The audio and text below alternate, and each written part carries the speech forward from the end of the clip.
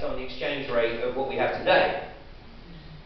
And maybe it is going to take the savings of millions to be wiped out. Maybe that's what it takes, because as I said right at the start, unfortunately, for the vast majority of people, they only understand the magnitude of the problem when it comes up and goes smack right around the side of their head.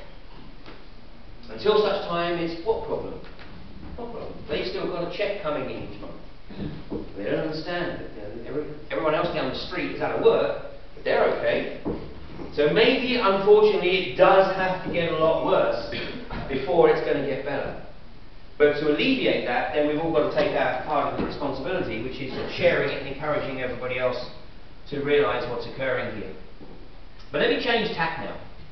Because I'm going to assume that everyone's taken care of their food, their water, their shelter, and if they have got any spare liquidity, that they've taken care of that by looking at gold or silver or something of that ilk. Now I'm going to change tack completely. And look at maybe some things that we can do.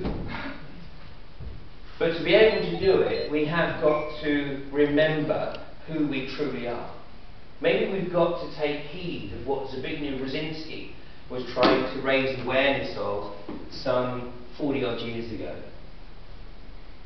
And let me try and introduce this to you. This picture here, take a look at it for a few seconds.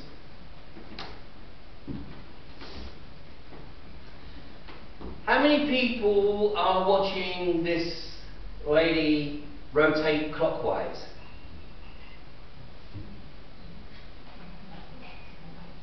Really? Okay, that's less than half. How many people are watching her rotate anti-clockwise then? How many people have seen her rotate in both directions? Oh, no, that's very good. That's very good. Okay, take a look at it. Take a look at it now. How many people saw her change direction when I clapped my hands? Nobody did? Okay. How many people can consciously make her switch from going clockwise to anti-clockwise? Nobody? It's very difficult, I have to say. It's very, very difficult. Let me explain what's going on here. What you're looking at here will determine which side of your brain is dominant at a particular moment.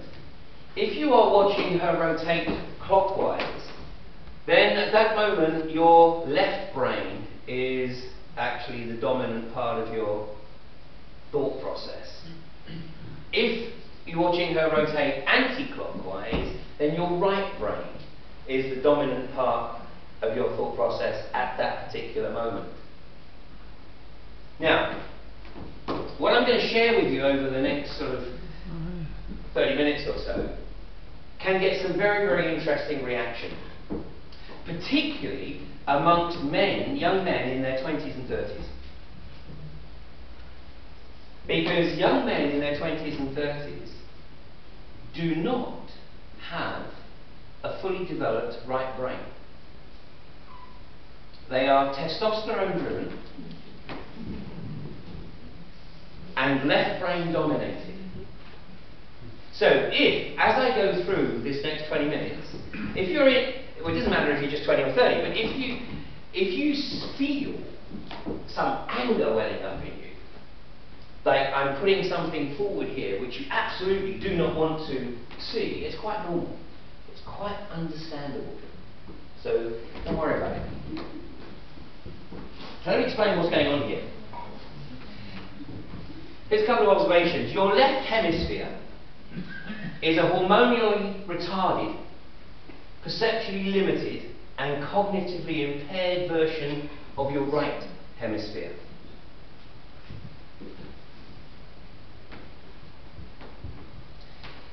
Your left hemisphere is perceptually dominant. It defines who you are, and it defines and decides who you think you are. Everything about Western society is deliberately structured to build up the dominance of the left brain. and is deliberately structured to try and suppress the capacity and capability of the right brain. And this is much more pronounced in the male of the species than it is in the female of the species. Because for whatever reason, the female of the species tends to retain much more access to their right brain.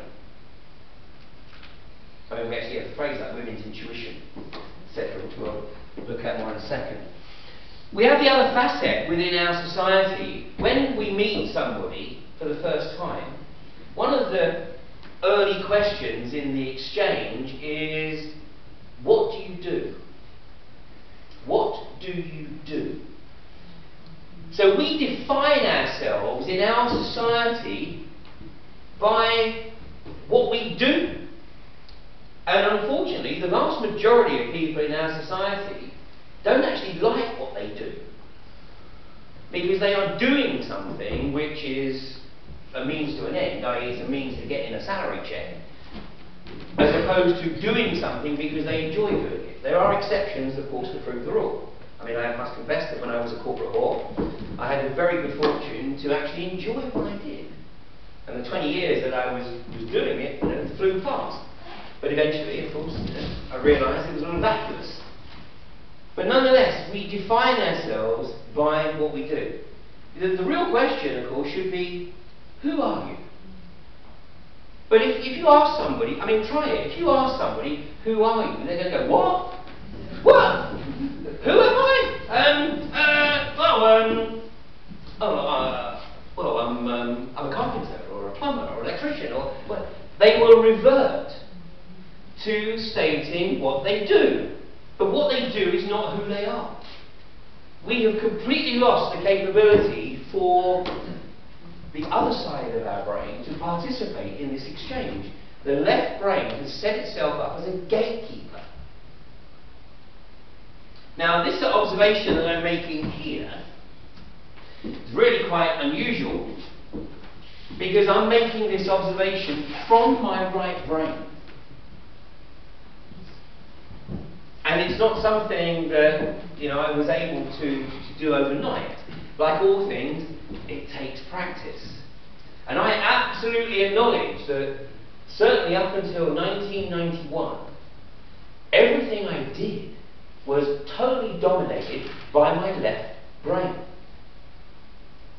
And although the right brain got looking every now and again, in reality, everything was about my left brain. Because I was the epitome of the corporate whore, and I was the epitome of the consumer. And my wife was even better at consuming than I was. And she didn't even have to be on the corporate side. But this is what it's all about right now. Everything about our society is about just creating somebody, a human, who's just going to go onto the treadmill. And we've even perfected it over the last 40 years. I was actually having this conversation with my father yesterday, where I was making the observation that he was probably one of the last generation to be able to do he was working class. He was a lift engineer with the Greater London Council. And I never ever knew my father to work overtime. I never ever knew him to work at weekends. So he left the house at 8:30. Often he would sort of walk down the road with me on the way to, because I had to get a train to school. We'd catch the same train together in the mornings, and he'd be home by 5:30 in the evening. Never ever worked at weekends. How many people, how many families today can exist on a single wage, a 40-hour, whatever it is, 35-hour wage of a working man? Nigh on impossible. That's why last year, for the first year since records began, the average age at which a woman had her first child in this country was over 30 for the first time. There's two reasons, but primarily it's economic. The other reason is fertility, but there's another issue. But primarily it's economic, because for young people, if they can get work, it's nigh on impossible for them to be able to live on a single wage. So both of them have to work, and they can't even begin to think about the implications of one of them having to give up work and having an extra mouth to feed. And this is again part of the construct, to simply keep people on the treadmill and obviously have them paying taxes. And do you remember I showed you this? Yeah.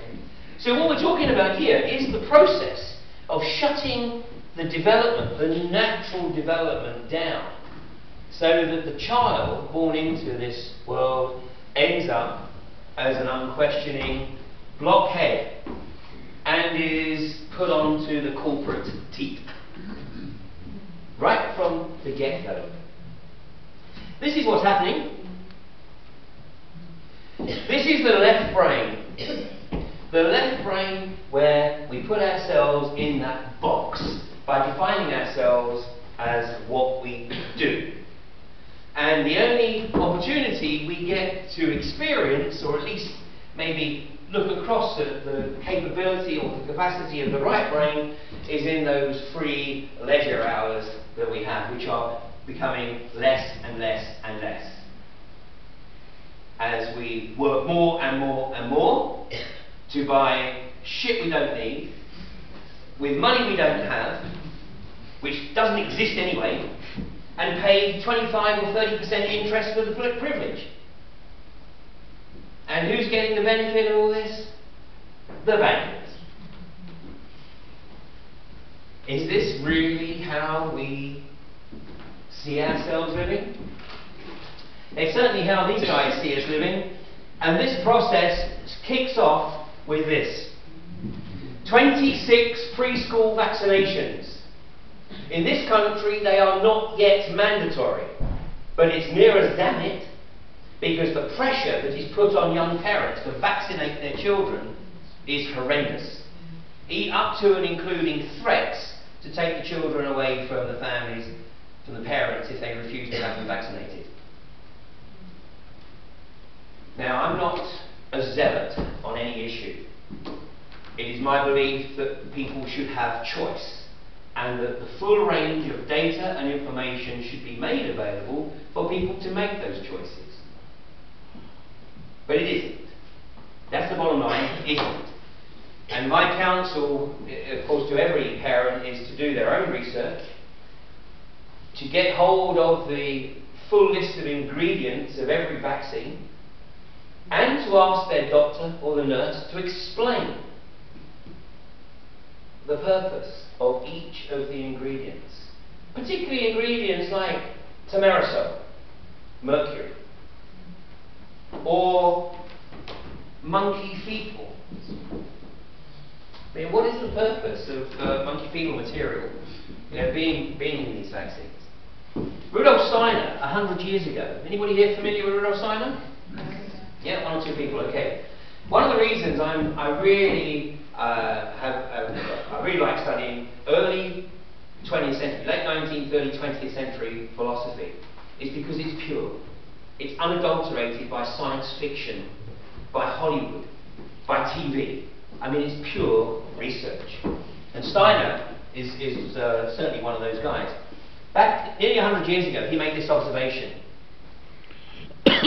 He said, a way will finally be found to vaccinate bodies so that these bodies will not allow the inclination towards spiritual ideas to develop, and all their lives people will believe only in the physical world they perceive with their senses.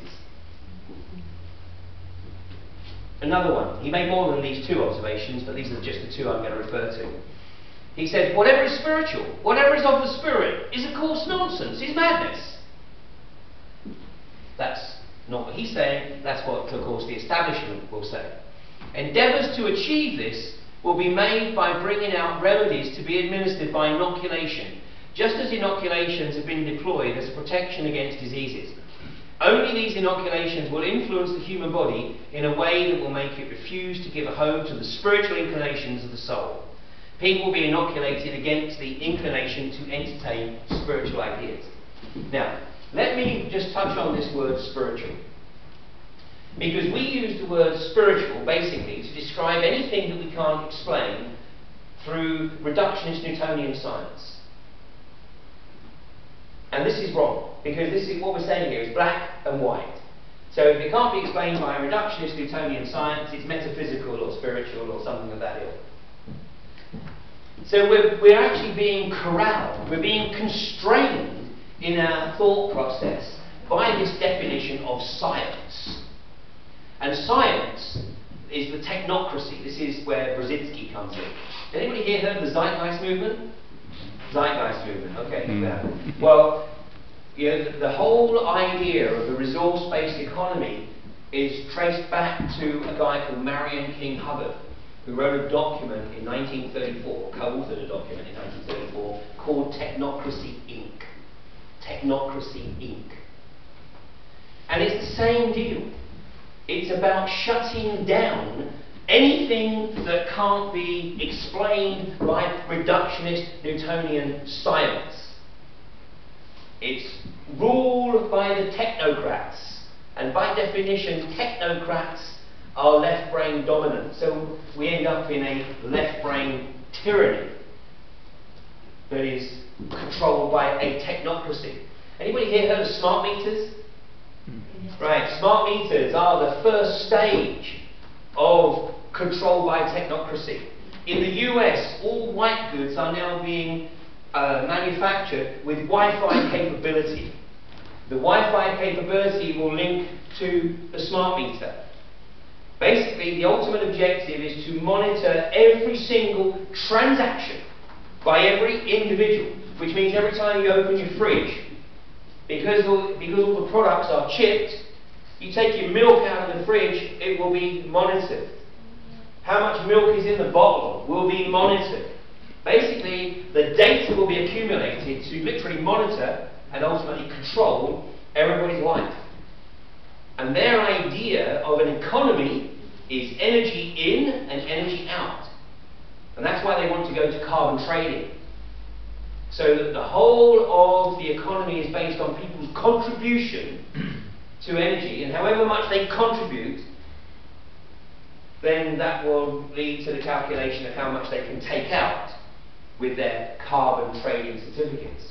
And the whole idea of carbon trading is to eradicate the middle classes. Because one of the big differences between carbon trading and fiat money is that at least with fiat money you can accumulate it, and then they'll wipe it out by devaluing it. But with carbon trading, it has a finite life, so it's use it or lose it. Thereby they make sure that there can never be effectively a middle class. So you literally have this dichotomy, this duality of those in the Tower of Babel and those outside.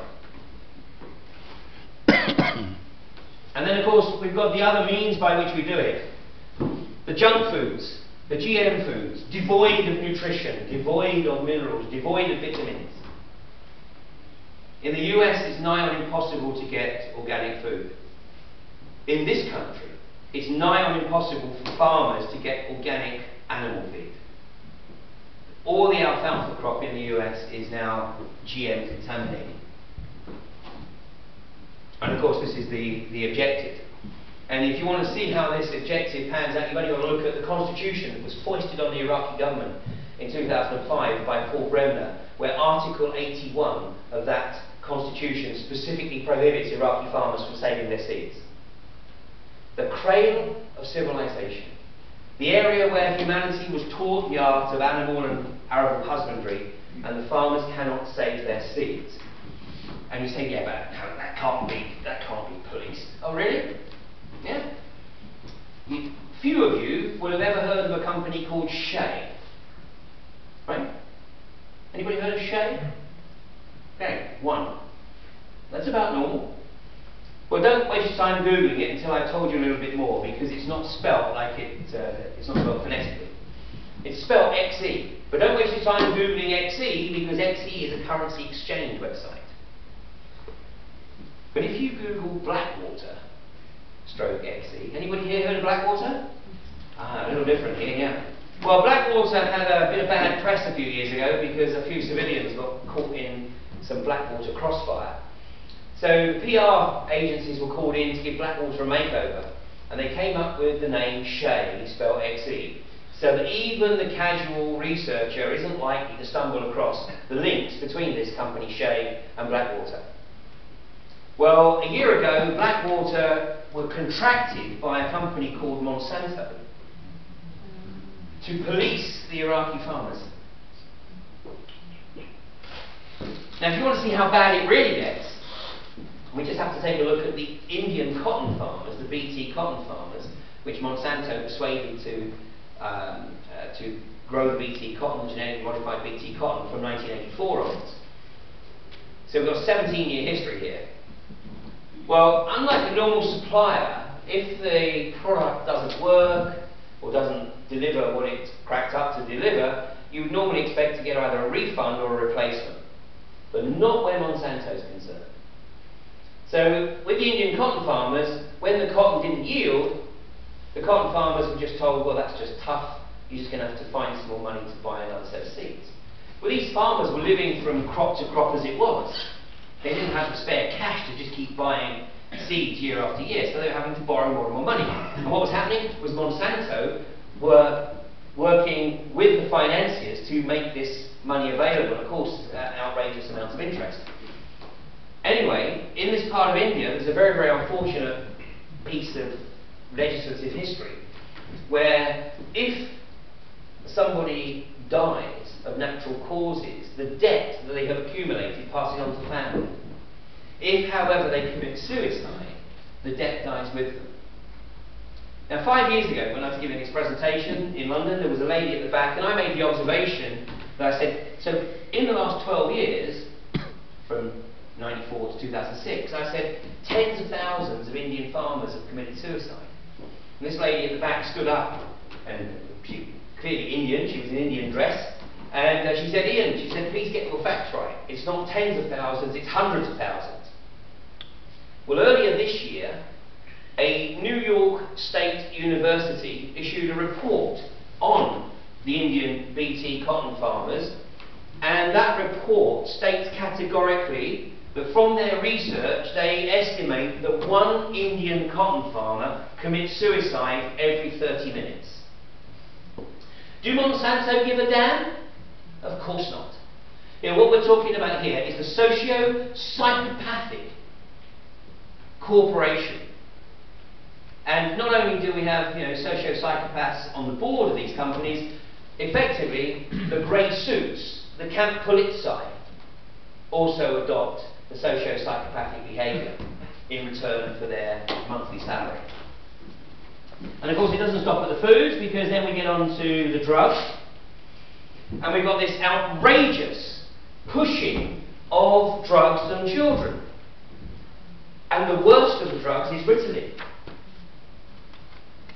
The British government is spending over £40 million on Ritalin. And Ritalin is a drug that even the pharmacologists don't really understand how it works. Because Ritalin acts as a stimulant to the developed brain. In fact, there's a professor of bioethics at Manchester University who manages to get at least 2 articles in the press every year. It shouldn't take you too long to work out who funds his research. But he gets at least 2 articles in the press every year, and he makes the statement that Ritalin should be made freely available over the counter in universities and colleges because Ritalin enhances concentration. But in the young brain, in the developing brain, it has the opposite effect. It just completely tranquilises them. And there was a Channel 4 documentary a few years ago where there was a young girl, about 8 years old, bouncing off the walls, and it looked just like sort of spin-out time after dinner, you know? But apparently this girl was like this all the time. So the camera crew came back about 4 weeks later after the girl had been taking a course of Ritalin, and there she was sitting at the table with a vacant look on her face, her tongue hanging out, she's drooling. And the camera crew, the interviewer, goes to her mother and says, so, how's your life now that your daughter has been on the course of Ritalin? And the mother says, well, obviously my life's a little bit easier now. But it's not her daughter. It's not her daughter. It's drugging the humanity out of our children. And we can see the agenda because you know that if you have a child on Ritalin in this country, you get a benefit, you're entitled to a benefit of £600 a month. Because you are a carer. No, it gets worse. It gets worse. If you have 2 children on Ritalin, you get £1,200 a month. If you have 3 children on Ritalin, you get £1,800 a month, and you are entitled to make an application for a car. So what is happening here? At the lower social strata, we are effectively incentivising the young, in many cases teenage parents, to put their kids onto Ritalin in return for the state benefits. Do you think this is an accident? This is a carefully thought through strategy. In the US, it is estimated that 1 million children under the age of 16 are taking Ritalin at any given moment. Ritalin is also the nursery, of course, for the adult drugs like Prozac. And it's estimated that 5% of adults in the US are taking antidepressants at any given time. The levels of estrogen and antidepressants in the water supply is measurable in every US city. And once that report was published, Exeter University in the southwest of England decided to take a look at whether or not the UK was the same. And once again, in the UK, every city where they tested the water supply, estrogen and SSRIs, antidepressants, were measurable. We've got a horrendous situation going on here. There is a database. And if you Google SSRI, selective serotonin reuptake inhibitor, you don't have to remember that. All you've got to remember is SSRI. SSRI database. And you will find the database of all the people who are participating, which is mainly in the English-speaking world, but not exclusively. And you can sort this database. On the top, you can click by what you want to sort it by. And click on date. Because here we are on the 19th of November. And just have a look at the number of reports there are of self-harming, suicide, homicide, and other similar crimes that are committed whilst people are taking SSRIs or the kids are taking Ritalin. Ritalin isn't technically an SSRI, but the behavioural aspects, the behavioural effects are very similar to those of SSRIs. Now, what we've got here is the deliberate agenda, and then of course, you know, George Carlin famously said, you know, those who don't watch TV and those who don't read newspapers know a damn sight more than those who do. And that is so true. I mean, unfortunately, I buy probably half a dozen newspapers a day. But one of the primary reasons I buy papers like The Sun and The Mail is because The Sun is allegedly read, and I'll use the term loosely, allegedly read by 13 million people. So when I read The Sun, I know what 13 million people in this country believe. Because they are totally reliant on these mediums for their knowledge. That is the tragedy. That is the tragedy, and these guys know it. So what's occurring here? What's occurring here? Well, let me show you this. This is from Betty Edwards, a superb book, a drawing on the right side of the brain. She said the dominant left verbal hemisphere doesn't want too much information about the things it perceives. Just enough to recognise and categorise. The left brain, in this sense, learns to take a quick look at things and says, right, that's a chair, or an umbrella, a tree, a dog. Because the brain is overloaded most of the time with incoming information, it seems that one of its functions is to screen out a large proportion of incoming perceptions. The Sun relies on people living in their left brain, having zero curiosity, and wanting things to be very, very simple. The left brain is childlike. So childlike, if there is any risk of information coming forward that might actually put that childlike understanding of our worldview at risk, it will actually reject that information. It won't look at it. And this is, I mean, I witnessed this recently at a different level when in September I represented Tony Farrell. Anybody hear the name Tony Farrell? Yeah. Okay, Tony Farrell at his employment tribunal in Leeds, and in Sheffield. Tony Farrell, for 17 years, had been a principal criminal analyst with the South Yorkshire Police, an exemplary career. And then last year he was asked by his bosses to do an analysis of the terror threat from Muslims in the South Yorkshire Police area.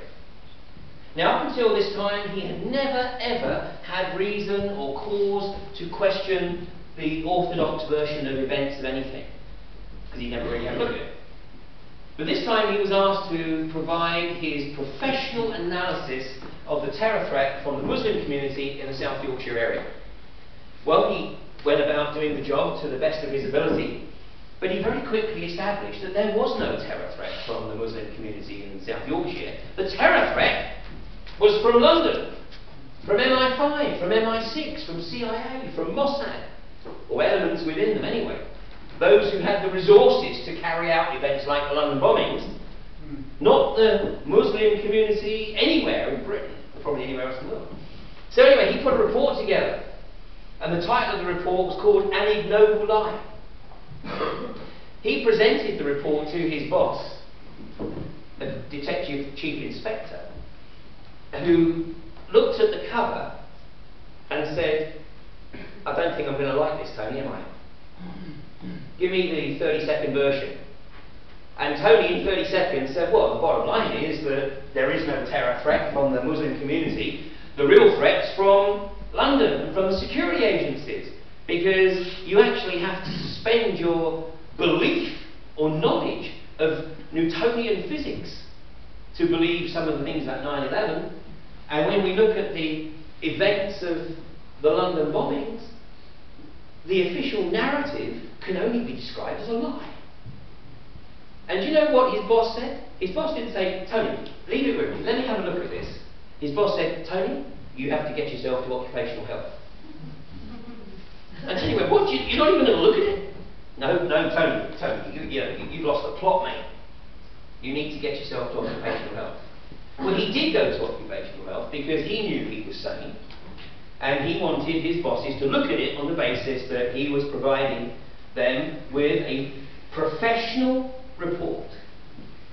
So, of course, the occupational health specialist said, "Yeah, absolutely, you're completely sane." And do you know how they judged whether he was sane? The primary judgment was whether or not he would be prepared to change his mind. And Tony said, "Absolutely, of course I'm prepared to change my mind. If I am given information which shows that what I've put into my report is incorrect, absolutely I will change my mind." And that was sufficient, pretty much, for the occupational health specialist to say, "Absolutely the same." Compare this with the people who have an absolute commitment, existential commitment, to the official version of events. For some of these people, even if Donald Rumsfeld actually went on TV and said, "You know what, guys, actually I've got a confession to make. We did 9/11. These guys would go, "No, you didn't. No, I promise you, you didn't do it." Because it would be such a challenge to their worldview, they could not even begin to comprehend the possibility that they were wrong. This is the difference between people living in the left brain and people actually engaging the full range of their mental capacities, which I'm going to use the term mindfulness. Mindfulness. That simplicity is very important to the right brain. This is a comment from a guy who's become a good friend of mine, Tony Wright. Wrote a superb book called The Left in the Dark. The left obviously referring to the left hemisphere. And Tony has spent 15 years researching the relationship between the left and the right brain, researching the way in which, or the differences between the way in which the right brain perceives reality and the way the left brain perceives reality. Even to the extent of participating in an experiment with Manchester University, where, under medical supervision of course, he was deprived of sleep for 5 days, the purpose of which was to shut down the left side of the brain. that part of the brain which normally dominates our interaction with our version of reality. But Tony's observation here, he says, the fact that our twin cerebral system is dominated by the least functional side has set up a bizarre problem. The self that is damaged dominates us. And because it is damaged, we don't realise the extent of the problem. It's stuck in its own distorted and limited version of reality and does all it can to maintain this illusion. Illusion. So the left brain creates an illusion of reality and it denies a significant chunk of reality. How many people here have ever had an experience such as, you know, something's going over in your mind, or something worrying you, something troubling you, or just a question you have, and then either immediately or maybe a little while later, you're walking down the road and you see a newspaper headline, or you see an advertisement, or you see something on the TV, and it's like it gives you the answer. How many people have experienced that? Okay. How many people have experienced a situation where somebody comes into your mind, and then within the next 2 or 3 minutes the phone rings and it's them on the phone? How many people have had an experience where maybe somebody comes into your mind who you haven't seen for a long time, and then over the next couple of days you run into them? Okay. The reductionist Newtonian science explanation of this is at best coincidence, or maybe synchronicity, or luck. In reality, in the right brain reality, you've participated in creating those experiences. The right brain isn't locked into a 5-sense, time-dominated reality. The right brain has total connectivity with everything that's out there. And there have been people all the way through history who have tried to share this with us and trying to get us to acknowledge this capability that we have, which Zbigniew Brzezinski acknowledged 40 years ago when he said that the challenge for Western governments will be to keep their people locked into consumerist materialism, preventing them from realising who they truly are. Take a look at this quote from Einstein, and then I'm going to tell you what Einstein's party trick was. Einstein said, "The intuitive mind is a sacred gift, and the rational mind is a faithful servant. We have created a society that honours the servant and has forgotten the gift." And this for me is the very critical observation that he made, which I think serves us very, very much right now. We will not solve the problems of the world from the same level of thinking we were at when we created them. More than anything else, this new century, and of course he's talking about the 20th century, more than anything else, this new century demands new thinking. We must change our materially based analyses of the world around us to include broader, more multi-dimensional perspectives. Einstein also made the observation, by the way, that he didn't teach, he simply created the environment for others to learn.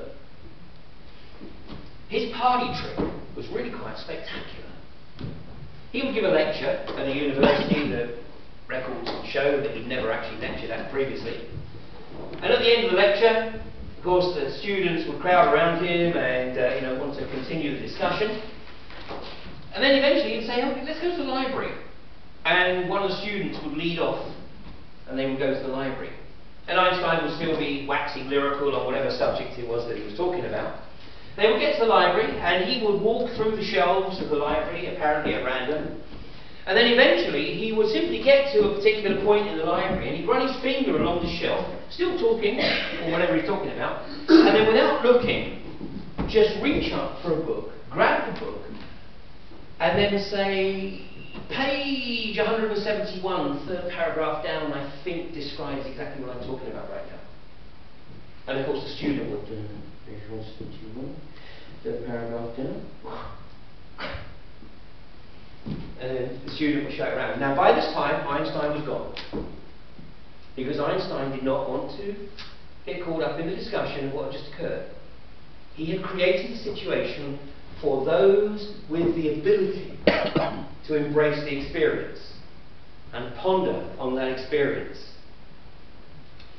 We are currently living in a society that has been brilliantly constructed to function entirely in the left brain, and to believe that the only way in which we can resolve any of our problems is for the left brain to rationalise the way through those problems. In reality, the left brain is capable of nothing. Actually, in most cases, the only reason we get out of trouble is because the right brain takes pity on us and provides us with a way out, and doesn't actually seek any acknowledgement for that at all. What's scaring the crap out of those who are driving this agenda right now is that we actually start to acknowledge the capability and the capacity that we have if we engage our right brain. Of course, when the phrase engage the brain is used, it normally means engage the left brain. I'll just give you a classic example. When I was a kid, because many of these experiences occur with our children. Now, I wasn't vaccinated as a child, and none of my kids were vaccinated either. But I was a few weeks short of my 5th birthday, and my mother tells this story with, unfortunately, increasing regularity as she gets older. But it's clearly, it's indelibly printed in her brain. Because for her it's still something that she doesn't fully understand. The phone rang. I was in bed and I was in that state. I wasn't asleep, but I wasn't awake, a bit like jet lag really. And I was laying in bed and the phone rang. And without any kind of conscious thought, I got out of bed, walked into the living room, and I said to my parents, I said, "That's Auntie Barbara on the phone to tell you that Uncle Ray has died." And of course my mother said, "Don't be silly." Went to pick up the phone, answered the phone. Yes. Yes. Put the phone down. She said, "How did you know?" And I just said, "I don't know. I just knew. I just knew." Because I was still young enough not to have embraced the belief that this was something we couldn't do. Of course, as we get older, we're just told, "No, don't be stupid. Don't be silly, that can't happen." Because every effort is made to keep us locked into the left brain construct. But in reality, when we actually engage the full breadth of our capability and capacity, it's amazing what we're capable of doing. Yeah. You can always tell somebody who's dominated by their left brain because you look at their diary and they're the ones that have got something for every 30 minutes a day. Because that's how structured the left brain likes to be. I actually structure my life to a very minimalistic level. Because there's got to be some basic structure. But I just know by opening myself, my full self, to whatever's out there, then it's incredible what comes along. Absolutely incredible. You create the space for the magic to happen. Of course, it's not really magic, it's just not explainable by reductionist Newtonian science. Does this resonate with anybody? Yeah? And this is, for me, this is really the shift. This is the massive shift that's occurring right now. You know, this is, for some people, they'll charge you hundreds of pounds for sharing this kind of information, and they'll call it, you know, consciousness evolution. This is normal. It's normal human capacity and capability. And I can absolutely, well, the women won't admit it, but the women